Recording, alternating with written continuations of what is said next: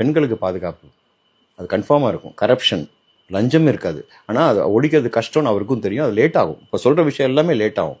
அதுக்கப்புறம் பேசிக் வேலைவாய்ப்பு, பாமரன்லேருந்து இவங்களுக்கு வேலைவாய்ப்பு, அருமையான ஒரு க்ளீனான ஒரு சமுதாயம், ஹாப்பியான ஒரு மக்கள், அதாவது பயம் இல்லாத ஒரு ஸ்டேட், க்ளீனான ஒரு ஸ்டேட், மற்ற ஸ்டேட்ஸ் பார்த்து பொறாமப்படக்கூடிய ஒரு மாநிலம்.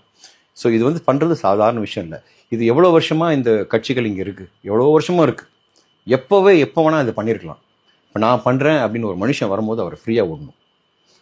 அதை வந்து வந்தவரை போட்டு டிஸ்ட்ராக்ட் பண்ணி நிறைய பிரச்சனைகள் கொடுத்து பண்ணுறதுல உங்களுக்கு என்ன பிரயோஜனம்? மறுபடியும் நம்ம எல்லாருமே வந்து எங்கே போய் விட போகிறோம்? அந்த குடிக்குள்ள தான் போய் விட போகிறோம். நான் என்ன சொல்கிறேன்னா, அவங்களும் நல்லா இருப்பாங்க, நம்மளும் நல்லா இருப்போம். விட்டு தான் பாருங்களேன்.